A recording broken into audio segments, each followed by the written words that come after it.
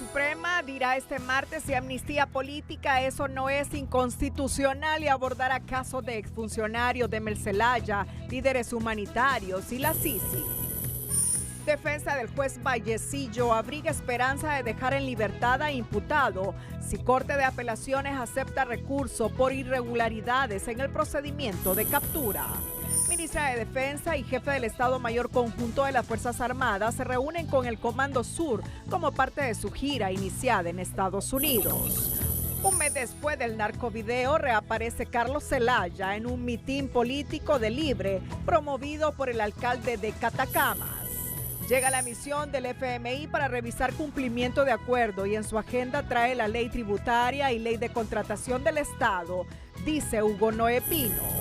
Empleados de la sede Próspera en Roatán y de Ciudad Morazán en Choloma llegan a los bajos de la Corte a protestar por fallo que les deja en incertidumbre laboral, aseguran. Diputado Castro cuestiona silencio gubernamental por expresiones impropias del embajador de Cuba y les pregunta si eso no es injerencia en asuntos internos de Honduras. Controversia en México por nombramiento de Hernán Cortés como comandante de la Guardia Nacional. La Florida se prepara para recibir al huracán Milton e Israel descarta alto al fuego en Gaza. Este es su noticiero TN5 Estelar con Renato Álvarez y Cristina Rodríguez.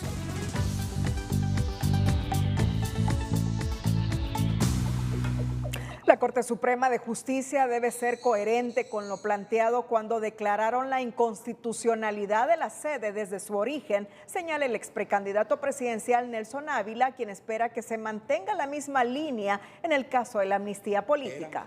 Inconstitucionales desde origen, en consecuencia esta ley es inconstitucional desde su origen porque en realidad no solamente integra los delitos políticos, que es la naturaleza y el objetivo de toda ley de amnistía. Ávila lamenta que a raíz de esta amnistía se beneficiaran varios funcionarios que nunca fueron perseguidos políticos.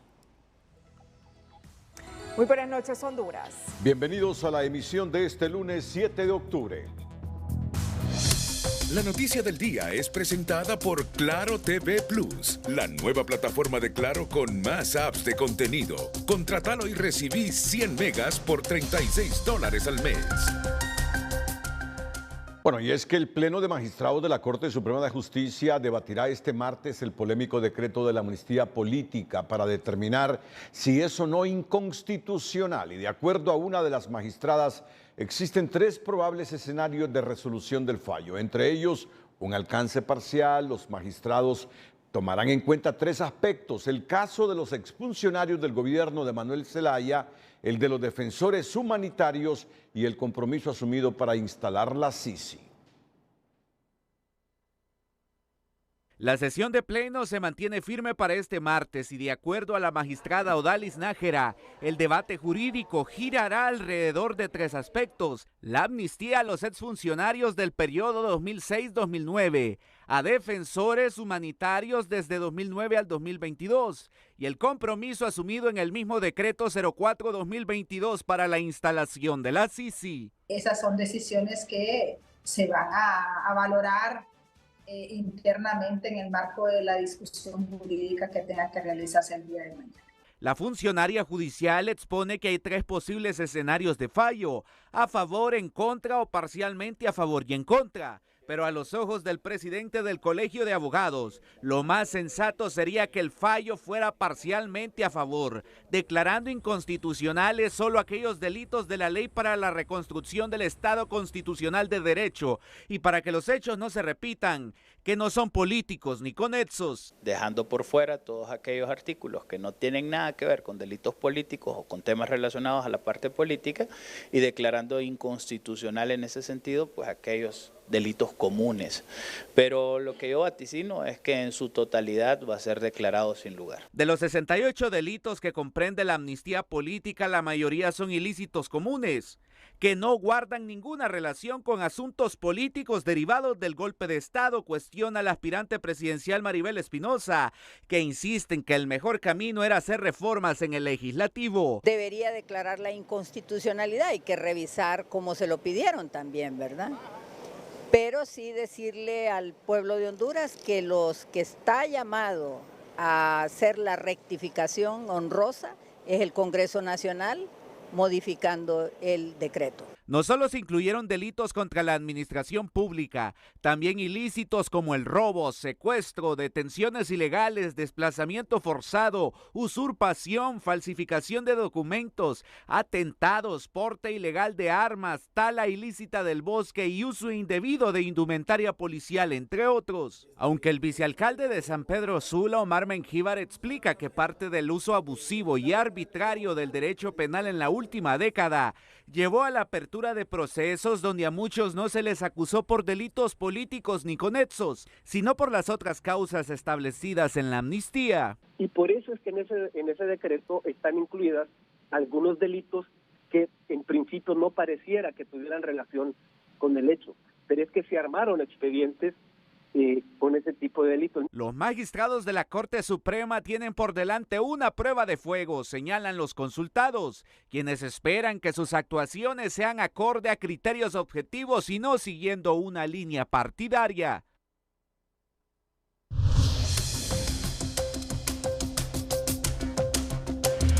El desconocimiento de los alcances de la sentencia de la Corte Suprema que declara inconstitucional las sedes desde su origen llevó a un grupo de empleados de la sede Próspera en Roatán y Ciudad Morazán en Choloma a protestar en los bajos del Poder Judicial por la incertidumbre que les rodea en cuanto a su estabilidad laboral.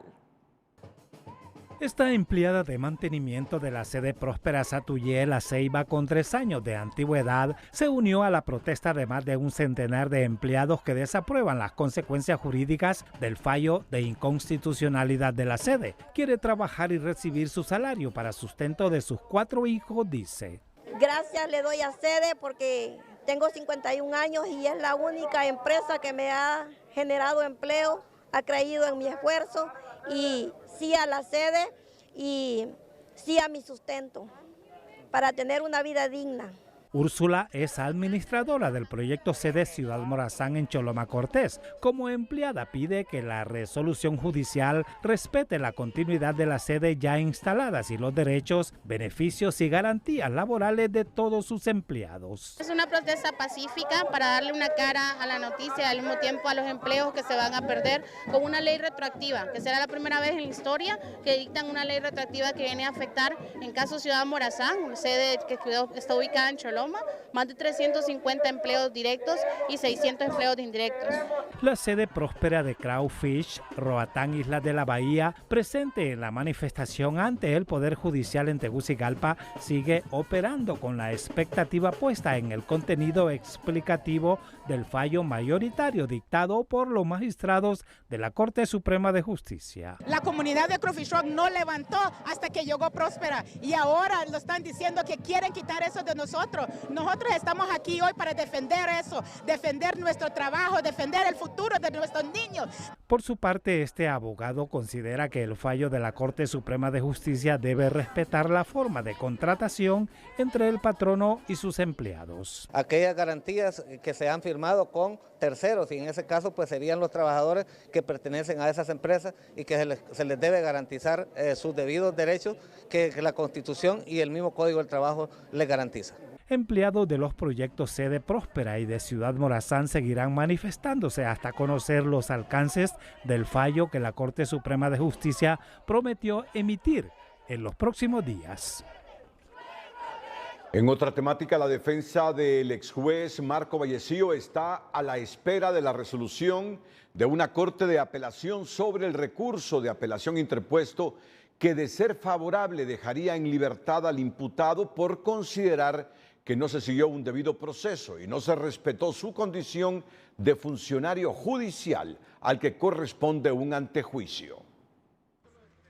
De declararse al lugar el recurso de apelación que la defensa del juez Marco Vallecillo interpuso contra el auto de formal procesamiento dictado en audiencia inicial, sacaría de prisión al funcionario judicial detenido en flagrancia por orden del fiscal general cuando recibía dinero de extorsión. Si da con lugar, eso quiere decir que nos está dando la razón a nosotros, es decir, a la parte de la defensa. En este caso, pues el Ministerio Público, como le explico, tiene abierta la posibilidad de presentar un amparo. En el caso de darnos no al lugar, entonces nos iríamos a juicio. La apelación detuvo la audiencia preliminar porque el Ministerio Público tuvo que contestar los cargos que la defensa del juez Marco Vallecillo cuestiona. Pide poner fin al proceso y libertad para su representado porque no se respetó su condición de funcionario judicial al que corresponde un antejuicio y no captura en flagrancia. La solicitud nuestra es un sobreseimiento definitivo, una libertad definitiva. Todo ello en base a las violaciones del debido proceso, violación al derecho de defensa, violación a un antejuicio que se le debió haber hecho a nuestro representado. Analistas jurídicos consultados por lo que podría pasar si la apelación se declara con lugar y se da libertad definitiva o provisional al funcionario judicial acusado de extorsión son del criterio que una decisión semejante premia el silencio del acusado que ha señalado a los destinatarios de la supuesta extorsión. Fue tan notorio que mencionó al esposo de la presidenta de la Corte Suprema de Justicia y al mismo fiscal general. En ese sentido, creo que esperamos que la diosa Temis imparta justicia con imparcialidad. Se sabe que la Corte de Apelaciones en materia de criminalidad organizada y corrupción tiene lista la resolución que responde al recurso de apelación en mención. Esta resolución puede ser confirmar o modificar lo resuelto por el juez de letras en materia de criminalidad organizada, medio ambiente y corrupción durante la audiencia inicial. Esa resolución fue dictar el auto de formal procesamiento con la medida de la prisión preventiva para el abogado. Analistas critican la presencia e intervención de la presidenta de la Corte Suprema de Justicia en sede judicial cuando el juez Vallecillo comparecía en las audiencias donde se dictó su detención judicial y el auto de formal procesamiento objeto de la apelación. ¿Qué intentaba esconder? Se preguntan. Mediante su cuenta de X, el Comando Sur de los Estados Unidos informó que la secretaria de Defensa, Rixi Moncada, fue recibida por la comandante general Laura Richardson en la sede ubicada en Doral, Florida. Durante la visita, ambas líderes discutieron temas prioritarios como la seguridad regional, la cooperación en defensa y el fortalecimiento de la asociación estratégica entre Honduras y Estados Unidos. Además de Moncada, la delegación oficial la integra el jefe del comando, el Estado Mayor Conjunto, Roosevelt Hernández, y el embajador de Honduras en ese país, Javier Bu. Por su lado, la Secretaría de Defensa Nacional resaltó que ambas naciones contribuyen a contrarrestar el tráfico ilícito y participan de manera habitual en actividades de capacitación bilaterales y multinacionales en la región. Luego de la captura y presentación de los supuestos responsables del asesinato del ambientalista y celebrador de la palabra Juan López, la diócesis de Trujillo y el Comité Municipal de Bienes Públicos de Tocoa, en una manifestación efectuada el pasado domingo, demandaron una pronta e independiente investigación con la veeduría y apoyo técnico internacional. Demandando que se indaguen en todas las líneas de investigación posibles y que se realice una investigación exhaustiva, independiente y pronta con la asistencia y asesoramiento técnico internacional, sin la participación de operadores corruptos de la justicia local. Esto para garantizar a la captura y sanción de los autores materiales e intelectuales del crimen. Vanegas denunció vigilancia y persecución a todos los miembros del comité, situación que los tiene preocupados, aseguró. La marcha fue convocada por la diócesis de Trujillo, que dirige el obispo Henry Ruiz, y se da en el marco de la conmemoración de San Francisco de Asís, patrón de la ecología. Para este miércoles se ha programado en el Juzgado con Competencia Territorial Nacional en materia de criminalidad organizada, medio ambiente y corrupción en San Pedro Sula la audiencia inicial en la causa que se instruye contra Óscar Alexi Guardado, Daniel Antonio Juárez Torres y Lenín Adonis Cruz Munguía por suponerlos responsables del delito de asesinato del defensor de derechos humanos y del medio ambiente Juan Antonio López. Los tres detenidos comparecieron este domingo a audiencia de declaración de imputados, donde se resolvió la medida cautelar de la detención judicial. Donde pues se llevará a cabo esta audiencia de declaración de imputados contra estos tres. Queda esperar cuáles son las pruebas que va a presentar tanto el ente fiscal como las va a contrarrestar, digamos, la defensa técnica legal de los imputados. Recuerde que en esta causa hay un acusador privado, o sea, se suma a la Fiscalía, y en ese sentido esperar las pruebas pertinentes de cargo y de descargo que se van a realizar en la audiencia inicial del próximo miércoles 9 de octubre, que será a las 9:30 de la mañana. Los 3 hombres permanecen en el centro penitenciario de Támara, donde fueron remitidos tras desarrollarse la audiencia de imputado. Los defensores humanitarios demandan del Ministerio Público un manejo transparente en el caso del crimen del líder ecologista Juan López al saludar las primeras capturas, pero piden llegar a quien ordenó que dispararan el gatillo del arma que lo mató, para esclarecer la verdad de los hechos y no dejar el caso a medias como otros tantos en el país. Los defensores de los derechos humanos saludan las capturas de los supuestos gatilleros del ambientalista Juan López, pero exigen más transparencia e información de la autoridad respecto a los detenidos. Que no sean ese tipo de capturas que se hacen normalmente de cualquier persona que va pasando, y luego para deshacerse de la presión mediática de los diferentes medios de comunicación, de la ciudadanía y de los familiares de las víctimas, capturan a cualquier persona. A este representante del Centro de Investigación y Promoción de los Derechos Humanos en Honduras, CIPRODE, no demerita las capturas, pero sí recomienda que las investigaciones no solo deben apuntar a los gatilleros, sino también a los actores intelectuales. Nosotros consideramos que las capturas son importantes, pero no únicamente, no son el único elemento que se está esperando por parte de la ciudadanía en este caso, sino cuál fue el proceso investigativo, posibles móviles y sobre todo posibles implicados intelectuales alrededor de esta muerte. Cabe recordar que el Ministerio Público presentó este domingo 6 de octubre requerimiento fiscal contra Óscar Alexis Guardado Alvarenga, Daniel Antonio Juárez Torres y Lenín Adonis Cruz Munguía, por suponerlos responsables del delito de asesinato en perjuicio del defensor de los derechos humanos y medio ambiente Juan Antonio López, ocurrido el pasado 14 de septiembre en Tocoa, Colón. Según el Ministerio Público, el sindicado Óscar Alexis Guardado Alvarenga se reunió previamente con Daniel Antonio Juárez y Lenín Adonis Cruz Munguía el día del asesinato, quienes le entregaron una motocicleta utilizada en la ejecución del crimen. Estamos totalmente a la expectativa de las pruebas que el Ministerio Público va a presentar en la audiencia inicial para saber si tiene todo el sustento probatorio para determinar la participación como autores materiales del asesinato de Juan. Por su parte, la autoridad policial asevera que las investigaciones continúan. Y no vamos a descansar hasta encontrar todas las personas que han participado, ya sea intelectualmente y de forma activa en la ejecución de esta persona. La autoridad policial se ha desplazado a la ciudad de Tocoa, Colón, con un fuerte contingente y un equipo de fiscales e investigadores de la ATI. Los defensores de derechos humanos no esconden su desconfianza, por eso piden más transparencia en el proceso, aunque saludan los esfuerzos de las autoridades. El jefe de la unidad especializada contra redes de corrupción, Luis Javier Santos, en su cuenta de X, cuestionó los promontorios de basura que se observan en algunas aldeas de la capital.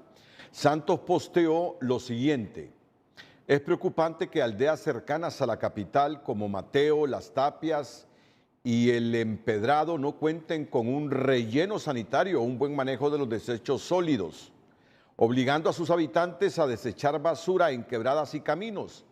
Estos residuos arrastrados por la lluvia terminan contaminando la represa Los Laureles. Pasemos a la fotografía, porque realmente eso habla por cualquier cantidad de palabras. A pesar de contar con 5 batallones en la zona, es una pena que no se haya implementado un proyecto de manejo sustentable de los desechos.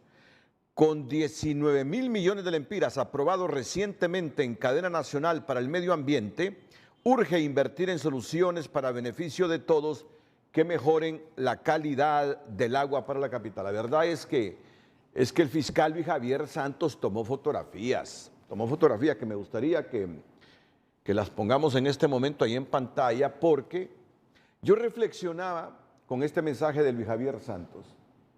Ahí ya la veo, ya va a salir en pantalla. Hemos convertido todos los 10 millones de hondureños en un basurero a Honduras. No solo aquí, Luis Javier, no solo alrededor de esa represa. Hemos convertido, desgraciada y lamentablemente, los 10 millones de hondureños en un basurero a nuestra patria. Y saben que los basureros de los 298 municipios, casi todos los municipios del país, los basureros son las entradas a los pueblos. Ahí va la gente a botar la basura. Por más que me diga Luqui Medina, y es que yo no es que dudo de que hayan entregado algunos millones a todas las municipalidades para que vayan trabajando un lugar donde procesar estos desechos. La verdad es que el país sigue convertido en un basurero. Deberíamos sentir vergüenza todos los hondureños. Todos esos que van en los autobuses lanzando plásticos, lanzando cualquier suciedad en calles y carreteras. Y muchas veces, sin importar la condición social y económica, hoy tengamos vergüenza de lo que hemos convertido a Honduras en un inmenso basurero lleno de plástico sin que el Congreso Nacional no tenga valor para regular el asunto del plástico. Da coraje, da coraje. Luis Javier, nos parece que su denuncia es oportuna, pero claro, usted se está centrando simplemente en lo que pasa alrededor de esas represas en la capital de la República. Pero así está el país. Desgraciadamente así está el país. Y lo peor, ¿sabes qué es? Que no sentimos vergüenza, ni nos duele. Ni nos duele ver convertido. Renato. Vienen las consecuencias. ¿Sabe qué me está diciendo César Quintanilla? Que un huracán que está en el Caribe en 11 horas pasó de categoría 1 a categoría 5. Increíblemente. Sí. Ha visto a meteorólogos de Estados Unidos llorar hoy por cómo está el planeta. Y parte de la situación del planeta es debido a eso, a la forma irresponsable que todos, sin importar su condición social y económica, hemos convertido a nuestro planeta. Y nosotros no somos la excepción en Honduras. No somos la excepción.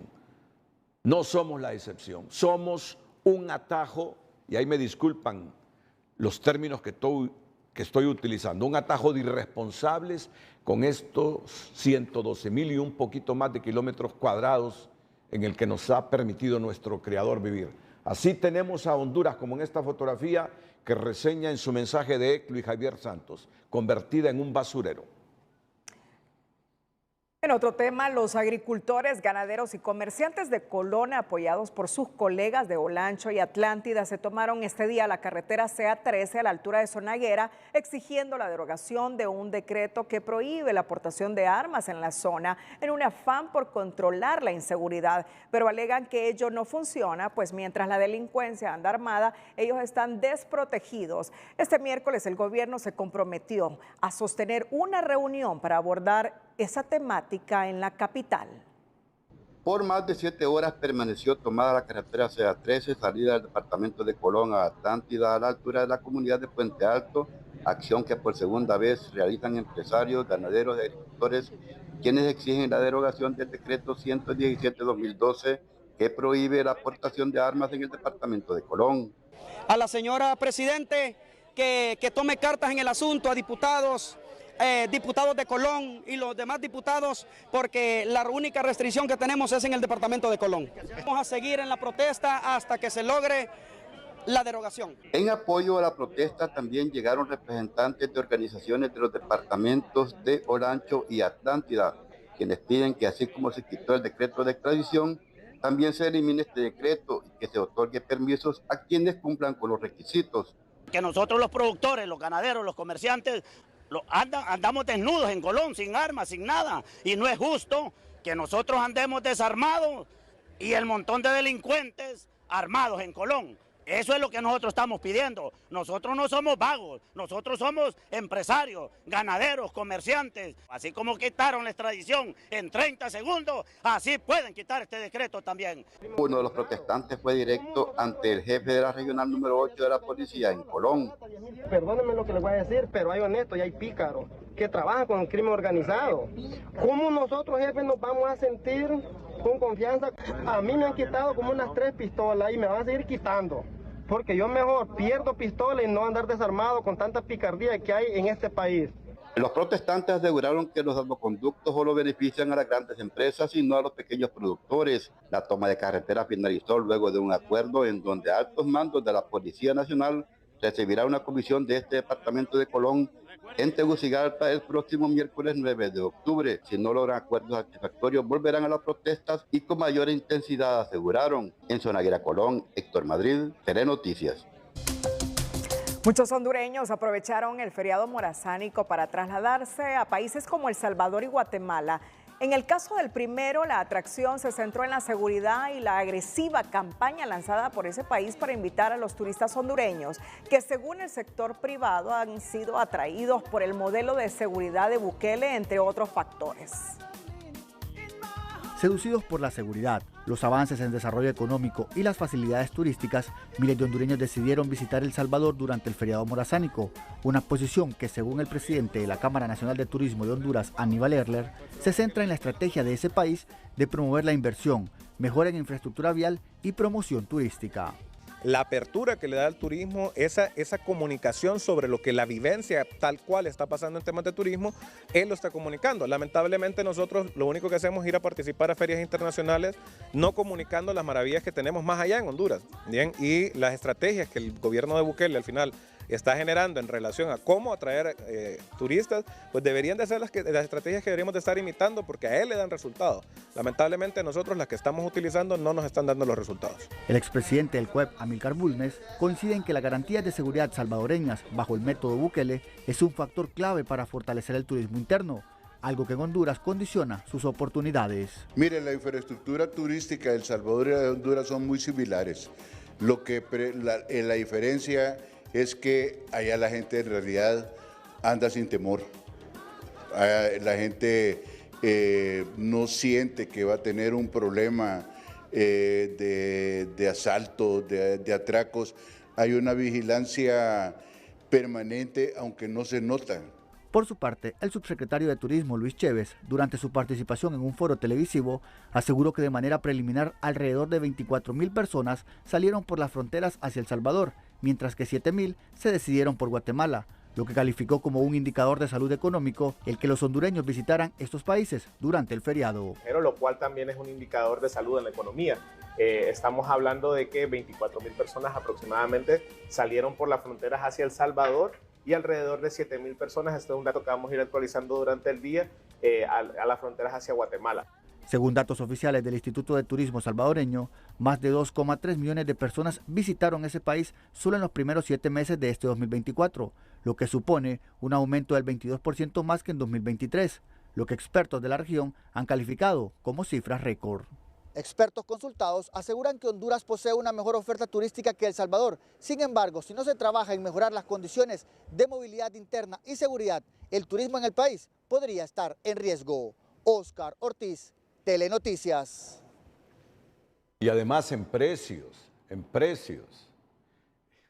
Yo como hondureño que conozco mucho de Honduras, tenemos cosas más bellas que El Salvador, pero tenemos que reconocerlo. Queremos, tanto en la Semana Santa como en la Semana Morazánica, conseguir la inversión hecha en el año y la rentabilidad, y por lo tanto subimos los precios. La gente entonces se va para otras naciones donde tienen ofertas turísticas más baratas y modernas. Y no es que no tengamos nosotros, pero hay que reconocerlo. El Salvador tiene en el Pacífico mucha inversión turística muy moderna y con precios bajos. Más allá de la imagen de Bukele, que tiene mucho afecto en Honduras, y la seguridad que prima en esa nación. Esto no se trata de cuestionar al gobierno. No es cierto que un poquito más de 24.000. La página de la Secretaría de Turismo de El Salvador dice que cerca de 40.000 hondureños viajaron en esta semana a El Salvador. Por cierto, en Frente a Frente, este martes la Secretaria de Turismo de El Salvador. Y con un ánimo reflexivo, constructivo. ¿Cómo nos gustaría que los hondureños, con tanta belleza que tiene Honduras, no tomáramos las rutas internas e hiciéramos turismo en el país. Eso es lo que más nos encantaría. Pero no solo viajaron a El Salvador, viajaron a Guatemala, por Corinto miles de hondureños. Tienen todo el derecho de visitar otros países. Pero yo estoy seguro que con precios más cómodos, con más seguridad, el hondureño opta por los lugares que tenemos nosotros. ¿Este mensaje de quién es, Cristina? Del gobierno de El Salvador. Del gobierno de El Salvador. Así le damos la bienvenida a nuestros hermanos de Honduras. Bueno, no, si es que, los nuestros fueron súper atendidos. Los nuestros fueron súper atendidos. Como nosotros lo hemos hecho en la semana agostina de ellos. Pero ¿sabes cuántos salvadoreños entraron en esta semana de agosto? Cuando ellos están en feriado, solo 16,000. ¿Sabes cuántos de los nuestros llegaron a El Salvador en la Morazánica? Cerca de 40,000, solo a El Salvador. Eso te dice que hay que hacernos una autocrítica y reflexionar. No es asunto de oposición y de cuestionar al gobierno de Xiomara Castro. De repente el problema no es Xiomara, no es el gobierno de Libre, sino son políticas empresariales en cuestiones de turismo, que nuestros empresarios deben reflexionar. Hay que ser más si es que agresivos, quieren sacar la ganancia en 2 semanas, Semana Santa y Semana Morazánica, entonces elevan los precios. ¿Qué hace la gente? Si en otro país ve ofertas más baratas, irse para otro país. Estos son los aspectos que analizaremos este martes en Frente a Frente con la Secretaría de Turismo y luego con funcionarios nuestros y líderes turísticos nuestros. Así que les sugiero su atención. Vamos. Hace algunos minutos el embajador de Israel en Honduras ha presentado el documental Nova en relación a lo que pasó hace un año en territorio israelí, donde el grupo Hamas mató a más de 1,000 israelíes. Nos lo informa Vicente Turcios. Hoy se cumple un año desde los horribles eventos del 7 de octubre de 2023, un día que cambió a Israel y las vidas de muchas familias para siempre. En este solemne aniversario nos reunimos no solo para recordar y reflexionar, sino que también para comprometernos a garantizar que tal horror nunca se repita. Para los israelíes y los judíos en todo el mundo, la masacre es mucho más que una tragedia nacional, la pérdida más grande y cruel de vidas judías desde el Holocausto. Es una guerra contra los judíos en todas partes del mundo y es una herida que estará grabada en nuestros corazones para siempre. El 7 de octubre, 3,000 terroristas armados ingresaron a Israel y asesinaron brutalmente casi 1,200 personas y secuestraron a 251, cometiendo crímenes horrendos, violencia sexual y profanando cuerpos. El mal en su forma más pura se demostró.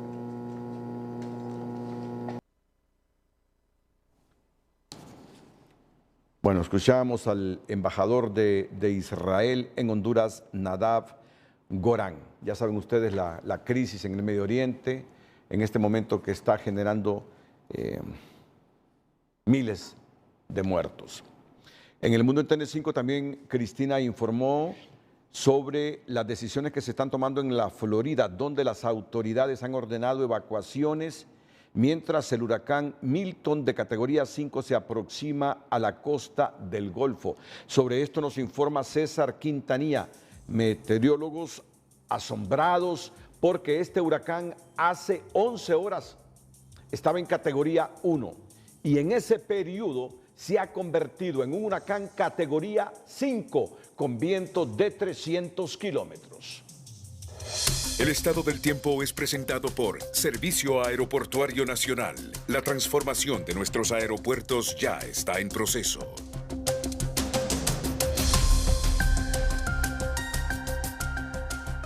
Hola, ¿qué tal? Si usted tiene parientes en el estado de la Florida, avíseles que un huracán extremadamente peligroso está por arribar este miércoles. Mire lo que está pasando con el huracán Milton.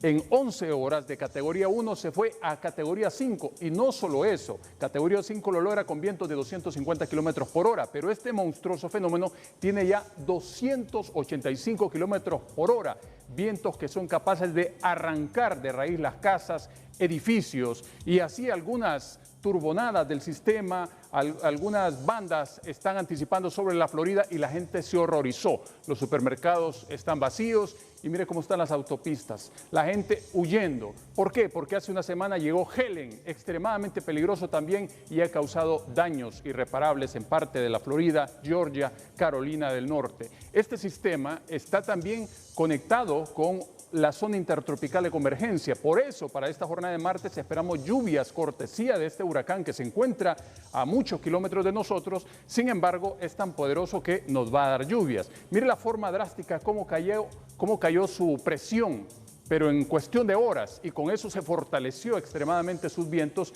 y ya en las últimas horas reporta 897 milibares. Esta es la trayectoria que seguirá como un huracán mayor en la escala Saffir-Simpson, al tope, un fenómeno que no se miraba en hace 20 años y así impactará el día miércoles el oeste de la Florida y pues estaría partiendo en toda la Florida para salir al otro lado. Aquí está esta imagen que justamente nos ilustra cómo los vientos se van uniendo, están siendo succionados por el sistema y por eso es que para esta jornada de martes estará abundante humedad en ascenso sobre el territorio centroamericano y particularmente el territorio hondureño, sur, algunas áreas del centro, occidente, un poco del norte y justamente conforme el fenómeno avance hacia el este, pues en ese desplazamiento algunas bandas estarán sobre nosotros y eso pues garantiza que las lluvias lleguen para el territorio nacional a partir de esta tarde y en horas de la noche. Así que atención con ello porque es un huracán que es demasiado poderoso, avíseles a sus parientes que no es juego, que tienen que abandonar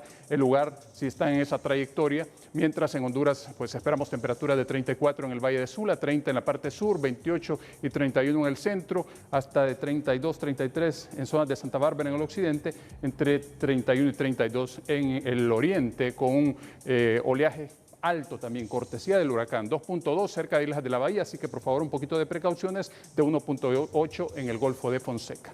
A cuidarse mucho, siempre les queremos como televidentes, sino como noticia. Que la pasen bien.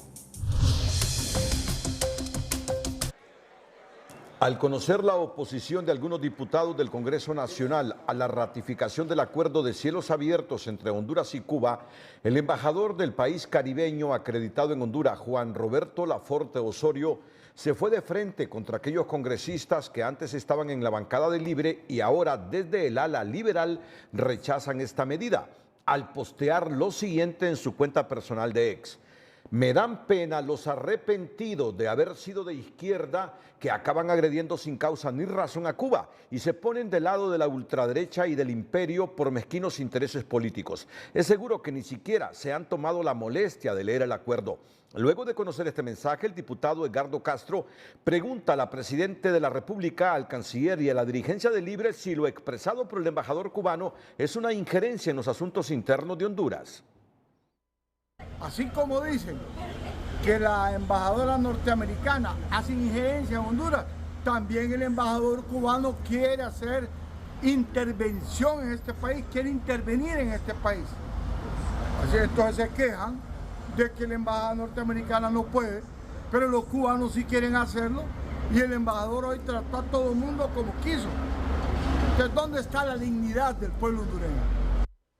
Según Castro, el actual gobierno vuelve a mostrar su doble discurso al volverse alérgico a cualquier opinión de funcionarios o diplomáticos de otros países con marcada cultura democrática, pero son supremamente tolerantes a las ofensas, ataques y agresiones de otros gobiernos que profesan una línea de izquierda donde no se respetan ni los derechos humanos, menos la versión de quienes no los aplauden, asegura el parlamentario que hasta hace unos meses era uno de los hombres más ligados a Libertad y Refundación.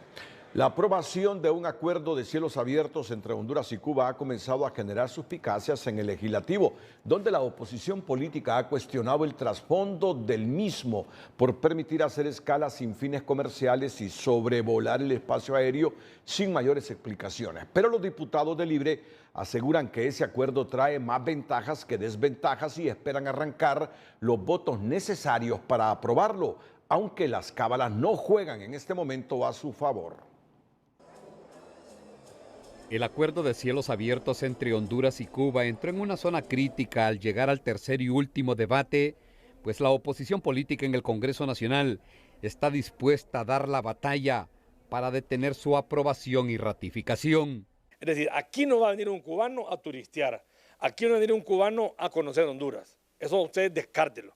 El cubano puede venir a Honduras o para cosas irregulares o para viajar para el norte, para Estados Unidos. Según el acuerdo que firmaron los poderes ejecutivos de ambas naciones el 9 de noviembre del 2023 en La Habana, Cuba, las aeronaves de ambos países pueden hacer escalas sin fines comerciales, así como sobrevolar el espacio aéreo sin aterrizar, lo que genera suspicacias en la oposición hondureña. Eso ya de inventar, de venir con una línea aérea, ¿qué podrán traer ahí? Gente que venga a entrenar al ejército hondureño. Podrán traer armas, podrán traer cosas, lo que menos podrían traer es turismo a Honduras. Desde el gobierno califican estas posturas como políticas e ideológicas que pretenden, dicen, parar un proyecto de país que traería beneficios directos tanto para Honduras como para Cuba. Ya no tendrían que estar organizándose vuelos charter o como en excursiones, sino que ya podrían viajar en una línea aérea comercial. Y yo le puedo asegurar que todos aquellos que se oponen en este momento van a ser los primeros en comprar un boleto para ir a conocer Cuba. Para este experto en derecho aeronáutico, los vuelos directos entre Honduras y Cuba no son nuevos y hace 7 años eran frecuentes, dice, y hasta insuficientes para mover tanto a los pasajeros como las mercancías. Claro, ya tuvimos una línea aérea, hondureña por cierto, que alrededor de unos 7 años, 8 años, hacía vuelos hacia allá y hacia Sudamérica. Y no te imaginas la gran cantidad de personas que viajaban en ese avión. Para Pavel Espinal, de reconocida militancia en el Partido Nacional, este acuerdo entre Honduras y Cuba es de las pocas cosas buenas por las que recordarán al presente gobierno. Mi afiliación es nacionalista y todo el mundo lo sabe. De las pocas cosas buenas que ha hecho este gobierno y apegadas a derecho ha sido este acuerdo que tienen entre la República de Cuba y la República de Honduras. Esta semana la Junta Directiva del Congreso Nacional podría poner en agenda la ratificación de este acuerdo de cielos abiertos entre Honduras y Cuba, pero por ahora existen pocas posibilidades de llegar a la simple mayoría que exigen convenios como estos para tener plena validez. El domingo trascendió esta fotografía donde se observa al exsecretario del Congreso, Carlos Zelaya, encabezando como si nada una reunión del movimiento 28 de junio del Partido Libre en Juticalpa, Olancho. La reaparición de Zelaya durante un acto político junto al alcalde de Catacamas, Marco Ramiro Lobo, quien aspira a una diputación, solo muestra su cinismo. Critica al diputado nacionalista Eder Mejía, para quien el cuñado de la presidenta Castro debería estar enfrentando la justicia por su participación en el narcovideo divulgado hace 34 días atrás. Andar en reuniones políticas en vez de estar enfrentando la justicia te da un claro mensaje que son cínicos, no les importa, son descarados, no les importa lo que piense la gente, ellos siguen avanzando en su tema ideológico partidario. Zelaya continúa como coordinador nacional de esa corriente interna de Libre que ya invitó a la hija de la presidenta Castro, Hortensia Zelaya, para que asuma ese cargo en sustitución de la membresía y dirigencia del Movimiento de Renovación Nuevas Alternativas Morena, que encabeza el diputado Russell Tomé, vuelve a pedirle a la presidenta Xiomara Castro y al coordinador Manuel Zelaya que no continúen con su inclinación a una sola corriente de Libre y advierten que aún con esa marcada preferencia hacia la precandidata Rixi Moncada, ellos ganarán las elecciones primarias porque ahí no votan ni las instituciones ni el dinero del Estado. Una petición que les hicimos, que la coordinación y la presidencia de la República se tenían que mantener al margen del proceso electoral interno. Pero al no ser así, aún así les vamos a ganar porque al final quien llega a votar es el ciudadano. No votan las instituciones, no vota Casa Presidencial, no votan los bancos, no votan las embajadas, vota el pueblo. Esta no es la primera vez que a lo interno del Partido Libertad y Refundación le piden tanto al coordinador Manuel Zelaya como a la presidenta Xiomara Castro que traten por igual al resto de movimientos internos, pues todas las cartas están tiradas desde Casa Presidencial para favorecer a la precandidata Rixi Moncada, afirman. La presidenta consejera del Consejo Nacional Electoral, Cosette López, anunció este lunes que han concluido con los últimos parámetros para la transmisión de resultados preliminares en las elecciones primarias de marzo de 2025 y se espera que en los próximos días se publiquen los pliegos de condiciones. Por unanimidad de votos, el Consejo Nacional Electoral aprobó los parámetros para el sistema de transmisión de los resultados electorales preliminares TREP y del escrutinio general para las elecciones primarias de marzo del 2025. Y para nosotros en particular representó de mucho trabajo. El día de ayer concluyó con una sesión de pleno en la cual se determinaron los últimos parámetros que eran necesarios como lineamientos básicos para poder elaborar las especificaciones técnicas de los pliegos de condiciones que deben mandarse a publicar y demás para propósitos de contratación del sistema TREP. En las próximas horas se tiene previsto que el órgano electoral lance el proceso de licitación para la contratación de la empresa que se encargará de realizar la transmisión de los resultados electorales preliminares en los 3 niveles electivos, presidencial, municipal y de diputados. Pero vamos con un TREP que incluye escaneo de actas y transcripción de resultados. Luego habría un módulo de verificación y sumatoria de actas. Luego vendría la divulgación de resultados electorales preliminares, que de acuerdo al artículo 279 de la ley electoral, comienzan a darse 3 horas después de cerrada la votación. La empresa que ejecutará el TREP deberá estar contratada para el 8 de noviembre del presente año, situación que ya no tiene obstáculo el CNE, ya que este lunes fue publicada en el diario oficial La Gaceta la ley que le permite realizar compras electorales de emergencia. Comentándole además que hoy se publicó la ley que contiene el procedimiento expedito para que el CNE pueda realizar las compras y las contrataciones propias para las próximas elecciones primarias. Así que con base en ese procedimiento expedito que nos habilita la ley, se va a publicar los pliegos de condiciones y se va a seguir el procedimiento con las mayores garantías de transparencia y publicidad para que todos puedan conocer cómo vamos en el proceso de contratación y finalmente llegar a una adjudicación en términos transparentes, legales y legítimos. Los funcionarios electorales también informaron que Finanzas ya realizó el primer desembolso del presupuesto, sin detallar el monto, para realizar las compras necesarias y así llevar a cabo las elecciones primarias e internas de marzo del 2025. Asimismo, el CNE publicó la nueva versión del cronograma electoral, ya que el anterior tenía errores. Más adelante le informaremos, llega misión del Fondo Monetario Internacional y sostiene primeras reuniones con el gobierno para aprobar revisión de acuerdos suscritos. Pero antes, el emprendedor de este lunes le trae la historia de un joven sureño que ha logrado montar su negocio de café y gastronomía que se desarrolla con buen suceso en la ciudad de Choluteca. El emprendedor de hoy es presentado por Ficosa. Ahorra para lograr todo lo que te propongas porque en Ficosa tienes todo el respaldo para que descubras cómo ahorrar es poder. Fernando de Grandes es un joven sureño que tomó la decisión de emprender y poder cumplir su sueño, que ahora es una realidad, de tener su propio restaurante y café. Posterior a la pandemia, pues vimos la necesidad, nos quedamos sin empleo por circunstancias de la situación en aquel momento, lo cual nos hizo a nosotros pues buscar alternativas de solución para la economía local, para nuestra familia.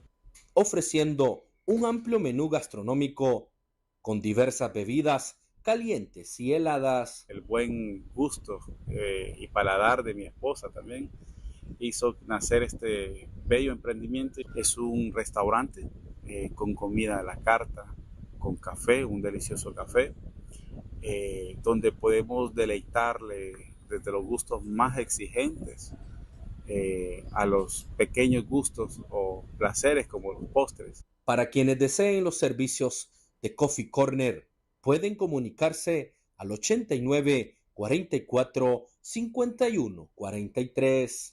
Desde la zona sur del país, para Telenoticias, José Luis Barahona. En Educación Financiera iniciamos la semana detallándole qué debemos entender por endeudamiento responsable. Educación Financiera es presentada por Banpaís. Compra todo lo que quieras y divídelo en cuotas a 0% interés con tus tarjetas de crédito Banpaís. Endeudamiento responsable. El endeudamiento responsable se refiere a que los ingresos que recibe una persona le permiten afrontar adecuadamente sus deudas sin deteriorar su calidad de vida, es decir, no tener deudas que sean mayores que sus ingresos. Es vital tener clara la importancia de conocer los ingresos y gastos que se tienen y cuánto de los ingresos pueden ser destinados a pagar las deudas que se adquieren. Para ello, es indispensable elaborar un presupuesto que permita tener claramente identificados todos los ingresos y gastos.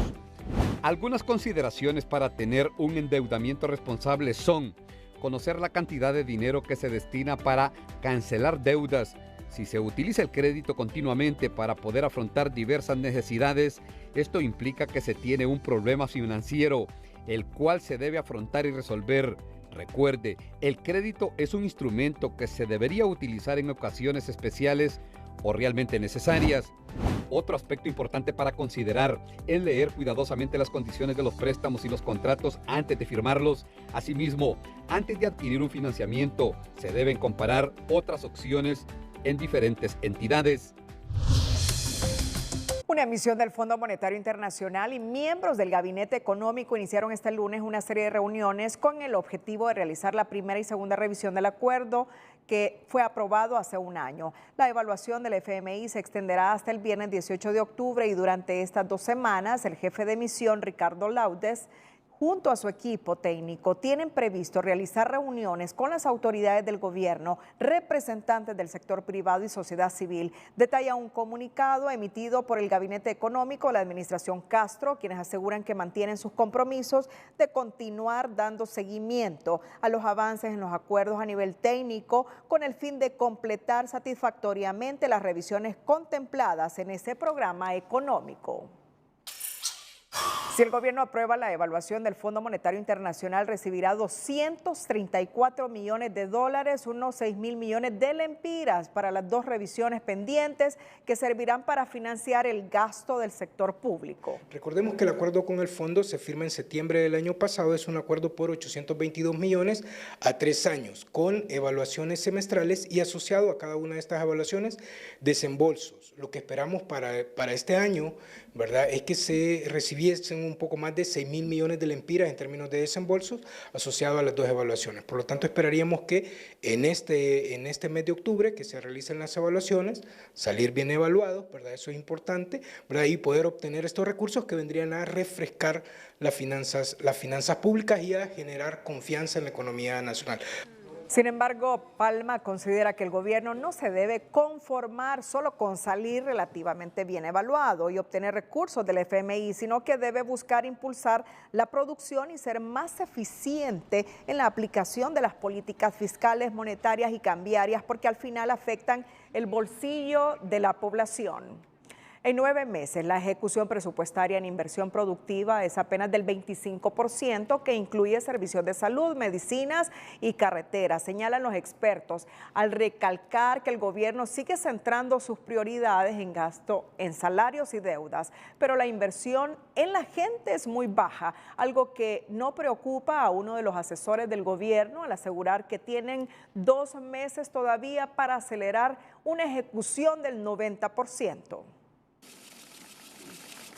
En la recta final del tercer año de gobierno, la administración Castro le queda a deber a la población hondureña, consideran analistas, por la ineficiencia en la ejecución de la inversión productiva, que apenas logró un 25% al cierre de septiembre, incluyendo servicios de salud, medicinas, escuelas y carreteras. La inversión pública que genera mayor retorno, que genera empleo, que mejora las condiciones de vida de la población, sigue siendo una tarea pendiente. Estamos ya entrando al mes de octubre, esa ejecución es sumamente baja, entonces al final lo que vamos a tener es que vamos a galopar en las últimas semanas de ejecución y eso no necesariamente se traduce en una mejora en la prestación de servicios para la ciudadanía.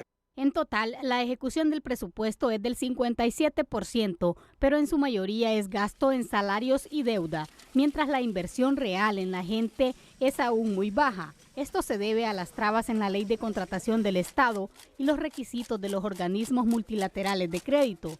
Pero aún así, en los próximos 2 meses, en Veloz Carrera llegarán al 90%, asegura este asesor del presupuesto del Congreso Nacional. Eso hace que toda la mayor fuerte ejecución se alcance hasta finales de año. Y las estimaciones que se han hecho es que la ejecución, sobre todo inversión pública, va a andar alrededor de este año más allá del 90%. Se teme que para acelerar la ejecución del presupuesto por lo que resta del año, el gobierno vuelva a utilizar la práctica poco transparente de suspender el comprador público certificado. Se estima que van a llegar a un 90%, diríamos, pues ¿será que están pensando hacer lo mismo del año pasado? Que levantaron la figura de compradores certificados y ejecutaron de una forma acelerada en los últimos días del año. Realmente no es eso lo que espera la población. Esta mala costumbre no le sirve de nada a los hondureños, solo los priva del acceso a servicios de calidad y fomenta la corrupción, porque deja la vía libre para drenar los fondos públicos. Sara Carranza, Telenoticias. Y más de 2.000 obreros suspendidos desde el mes de junio sin goce de salarios de la maquila Delta Cortés y Honduras en Villanueva podrían sumarse a la fila de desempleados, ya que tras cumplirse el plazo de 120 días aún no se les da respuesta, porque al parecer esta transnacional dejará de operar según denuncian los trabajadores. Economía Hoy es presentada por Banco de Occidente. Ahorra en cada etapa de tu vida con Banco de Occidente.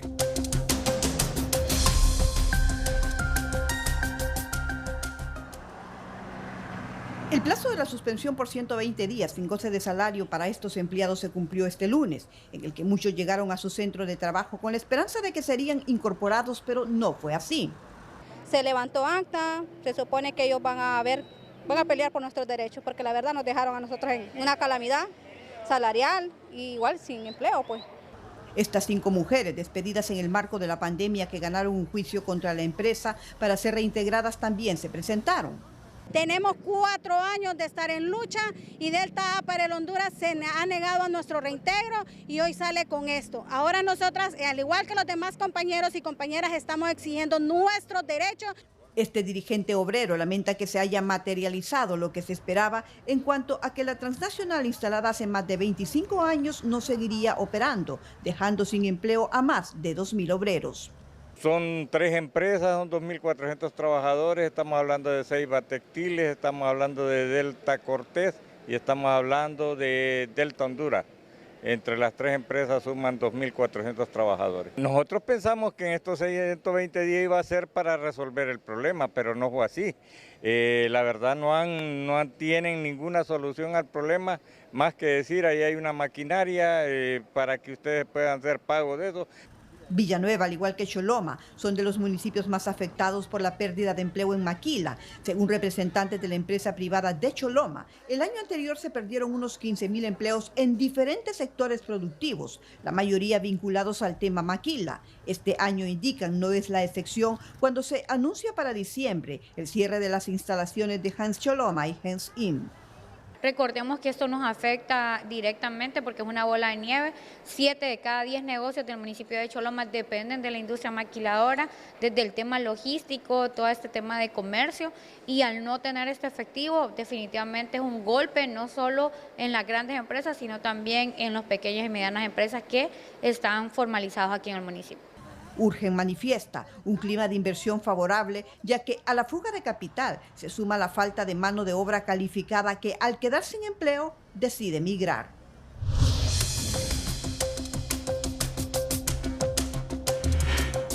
Este lunes las instalaciones del INPREMA permanecieron abarrotadas de maestros jubilados que llegaron desde tempranas horas para exigir el pago de las 60 rentas, sin pensar que muchos de ellos saldrían con las manos vacías porque no figuraban en el listado. Un pago de 100.000 lempiras a un grupo les pagan y a otro grupo no.